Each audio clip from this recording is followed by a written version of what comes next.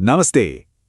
कभी सोचा है कि हमारे आसपास जो कुछ भी है, हवा, पानी, जमीन, ये सब आखिर बना किस चीज से है? आज हम इसी गहरे रहस्य को समझने की कोशिश करेंगे।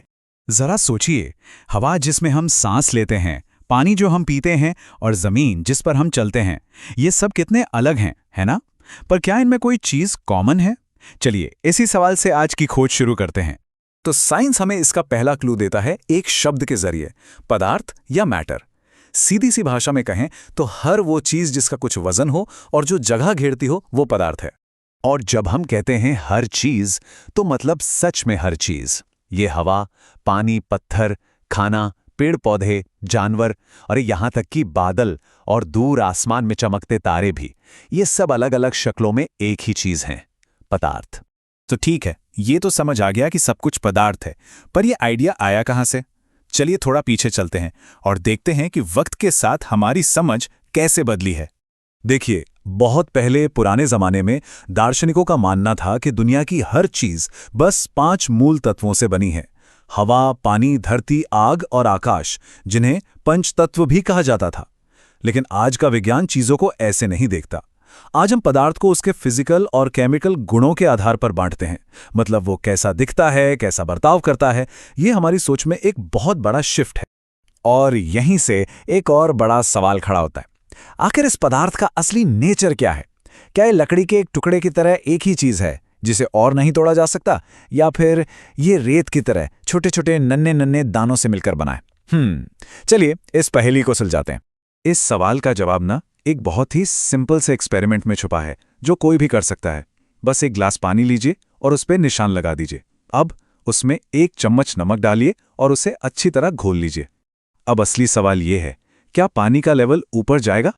और कमाल की बात यह है कि पानी का लेवल बढ़ता ही नहीं है, वो लगभग वहीं का वहीं रहता है। अरे, पर नमक गया कहाँ? वो गायब तो नहीं हो गया? असल में नमक के जो छोटे छोटे कण थे, वो पानी के कणों के बीच जो खाली जगह थी ना, उसमें जाकर फिट हो गए। और बस यहीं से हमें हमारा पहला सबूत मिलता है, पदार्थ एक ठोस टुकड़ा नहीं बल्कि छोटे छोटे कणों से बना है। तो ठीक है, ये तो पक्का हो गया कि पदार्थ कणों से बना है। पर अब अगला सवाल ये है कि ये कण आखिर कितने छोटे हैं? क्या हम इन्हें देख सकते हैं? चलिए पता लगाते हैं। इसका जवाब भी एक बड़े ही दिलचस्प एक्सपेरिमेंट से मिलता है। मान लीजिए हमने 100 मिलीलीटर पानी लिया और उसमें पोटेशियम परमैंगनेट के सिर्फ 2-3 दाने डाल दिए। ये पानी को एकदम गहरा गुलाबी कर देगा। अब हम क्या करेंगे, इस रंगीन पानी में से सिर्फ 10 मिलीलीटर लेंगे और उसे 90 मिलीलीटर साफ पानी में मिला देंगे। और फिर इस प्रोसेस को हम 5 से 8 बार दोहराते जाएंगे। और जो रिजल्ट आता है वो हैरान करने वाला है। सोचिए, घोल को इतना ज्यादा पतला करने के बावजूद, मतलब हजारों गुना डाइल्यूट करने के बाद भी, पानी में हल्का गुलाबी रंग फिर भी दिखाई देता है। इसका सिर्फ एक ही मतलब हो सकता है, पोटेशियम परमैंगनेट का वो एक छोटा सा दाना असल में लाखों करोड़ों छोटे छोटे कणों में बंट गया। मतलब पदार्थ के ये कण इतने ज्यादा छोटे होते हैं, इतने छोटे कि हम सोच भी नहीं सकते, बियॉन्ड इमेजिनेशन। तो अब जब हमें ये पता चल गया है कि ये नन्हे नन्हे कण मौजूद हैं, तो अब वक्त है इनके बिहेवियर के 3 बड़े राज जानने का। ये करते क्या हैं? पहला राज तो हम असल में देख ही चुके हैं। याद है वो नमक और पानी वाला एक्सपेरिमेंट? वही साबित करता है कि पदार्थ के कणों के बीच खाली जगह होती है, स्पेस होता है। ये चीज हम रोज अपनी जिंदगी में देखते हैं। जब हम चाय, कॉफी या नींबू पानी बनाते हैं, तो चीनी या नमक कहाँ चला जाता है? वो पानी के कणों के बीच की खाली जगहों में ही तो घुल जाता है। इसी वजह से ये सब मुमकिन है। अब आता है दूसरा राज, और ये बहुत दिलचस्प है। पदार्थ के ये कण कभी भी एक जगह रुके नहीं रहते। ये लगातार हिलते रहते हैं, घूमते रहते हैं। इनमें हमेशा एक एनर्जी होती है जिसे काइनेटिक एनर्जी कहते हैं। कभी सोचा है, अगरबत्ती एक कोने में जलती है और उसकी खुशबू पूरे कमरे में फैल जाती है? कैसे? क्योंकि अगरबत्ती के धुएं के कण हवा के कणों के साथ मिलकर लगातार घूमते रहते हैं और हर कोने तक पहुंच जाते हैं। और एक और मजेदार बात, गर्मी बढ़ने पर यह हलचल और भी तेज हो जाती है। कणों के इस तरह अपने आप एक दूसरे में मिल जाने की जो प्रक्रिया है ना, साइंस में उसे एक खास नाम दिया गया है, विसरण या डिफ्यूजन। और अब तीसरा और आखिरी राज। जरा सोचिए, अगर ये सारे कण लगातार इधर उधर भाग रहे हैं, तो फिर कोई भी चीज, जैसे ये पेन या ये टेबल, एक साथ जुड़ी भी कैसे रहती है?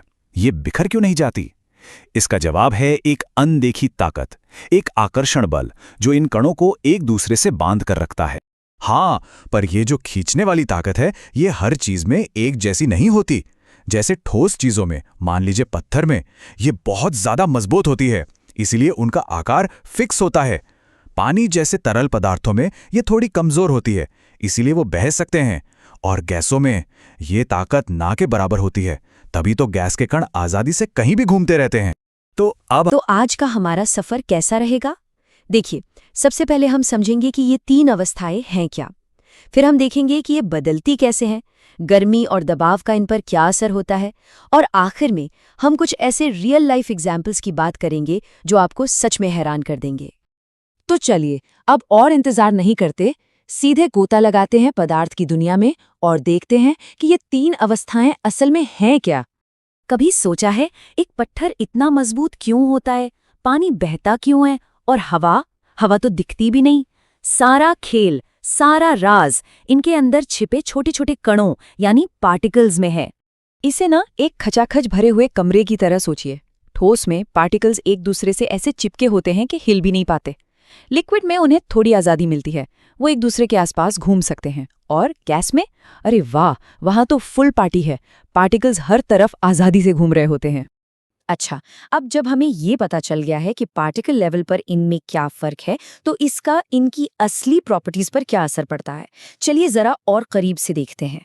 किसी भी ठोस चीज के बारे में सोचिए, उसका अपना एक फिक्स्ड शेप और वॉल्यूम होता है ना? लेकिन लिक्विड, उसे आप जिस भी बर्तन में डाल दें वो उसी का आकार ले लेता है। ये सब उन पार्टिकल्स के बीच की दोस्ती यानी बॉन्डिंग का ही तो खेल है। और फिर आती हैं गैसें। ये तो भाई पूरी तरह से आजाद हैं, इनका कोई फिक्स्ड वॉल्यूम नहीं होता और ये किसी भी जगह को भरने के लिए फैल जाती हैं। यही वजह है कि आप उन्हें एक छोटे से सिलेंडर में दबाकर भर सकते हैं। लेकिन रुकिए, कुछ सवाल आते हैं दिमाग में, है ना? जैसे रबर बैंड ठोस क्यों है जबकि वो खिंचता है, या एक स्पंज जिसे हम दबा सकते हैं। दरअसल ये सब उनकी बनावट का कमाल है, उनकी अवस्था का नहीं। स्पंज में से तो बस हवा बाहर निकलती है। चलिए, अब असली जादू देखने के लिए तैयार हो जाइए।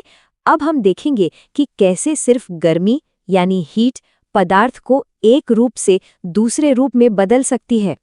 कभी ध्यान दिया है कि जब बर्फ पिघल रही होती है तो उसका टेम्परेचर 0 डिग्री ही रहता है, बढ़ता नहीं।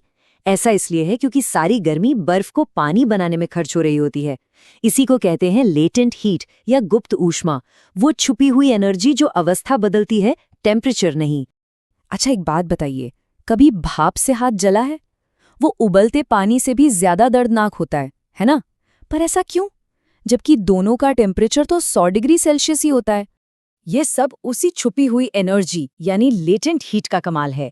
भाप के पार्टिकल्स में उबलते पानी से कई ज्यादा एनर्जी होती है, और जैसे ही ये हमारी स्किन से टकराती है, वो सारी की सारी एक्स्ट्रा एनर्जी एक साथ रिलीज हो जाती है। इसीलिए भाप से जलना ज्यादा खतरनाक होता है। पता है, कुछ सॉलिड चीजें तो इतनी कमाल की होती हैं कि वो लिक्विड बने बिना ही सीधे गैस में बदल जाती हैं। इसे कहते हैं सब्लिमेशन। जैसे पूजा में इस्तेमाल होने वाला कपूर, वो सीधे हवा में गायब हो जाता है। लेकिन रुकिए, सिर्फ गर्मी ही वो अकेली ताकत नहीं है जो पदार्थ का रूप बदल सकती है। एक और बहुत पावरफुल फोर्स है जिसे हम अब देखने वाले हैं, और वो है प्रेशर यानी दबाव। जरा सोचिए कि आप गैस के आजाद घूमते पार्टिकल्स को एक साथ करीब ला रहे हैं, उन्हें दबा रहे हैं और साथ ही उन्हें ठंडा कर रहे हैं। बस यही सिंपल सा प्रोसेस उन्हें लिक्विड में बदल देता है। और मजे की बात यह है कि इस सिद्धांत का इस्तेमाल हम अपने रोज की जिंदगी में करते हैं बिना जाने। हमारी रसोई में जो एलपीजी सिलेंडर है, गाड़ियों में जो सीएनजी है और अस्पतालों में जो ऑक्सीजन सिलेंडर हैं, वो सब इसी सिद्धांत पर तो काम करते हैं। अब एक ऐसे प्रोसेस के लिए तैयार हो जाइए जो हमें ठंडा रखता है, सचमुच। हम बात करने वाले हैं इवेपोरेशन यानी वाष्पीकरण की। कभी सोचा है कि तेज धूप और हवा वाले दिन कपड़े जल्दी क्यों सूख जाते हैं? ये सब इवेपोरेशन का खेल है। और कुछ चीजें हैं जो इसे और तेज कर देती हैं, जैसे ज्यादा तापमान और तेज हवा। कभी हथेली पर एसीटोन या स्पिरिट लगाया है? वो जो ठंडक महसूस होती है ना, वो इसलिए क्योंकि इवेपोरेशन होते समय ये पार्टिकल्स हमारी बॉडी से गर्मी खींच लेते हैं। ये तो एक तरह का नेचुरल एयर कंडीशनर है। वाह, तो आज हमने कितनी सारी चीजें सीख ली है ना? चलिए एक फटाफट रिकैप करते हैं और सारी बातों को एक साथ समेटते हैं। तो याद रखिए, हर चीज पार्टिकल्स से बनी है। गर्मी और दबाव से इन पार्टिकल्स की अवस्था बदली जा सकती है। और हाँ, उस छुपी हुई एनर्जी यानी लेटेंट हीट को बिल्कुल मत भूलिएगा, जो इन बदलावों के पीछे का असली हीरो है। और हाँ, अगर कभी आपको साइंटिस्ट वाली फीलिंग लेनी हो तो ये कुछ यूनिट्स हैं जिनका आप इस्तेमाल कर सकते हैं। पर चिंता मत कीजिए, इन पर कोई टेस्ट नहीं होने वाला। उम्मीद है कि पदार्थ की दुनिया की इस यात्रा में आपको मजा आया होगा। और जैसा कि हमारे स्रोत ई पाठशाला कहते हैं, अगर ये विश्लेषण आपको अच्छा लगा तो इसे लाइक करें, शेयर करें और उनके ई पाठशाला यूट्यूब चैनल को जरूर सब्सक्राइब करें। याद रखिए, ज्ञान बांटने से बढ़ता है और जैसा कि स्रोत हमें याद दिलाता है, आपकी एक शेयर किसी और छात्र की पढ़ाई आसान बना सकती है। देखने के लिए बहुत बहुत धन्यवाद और अगली बार तक सीखते रहिए।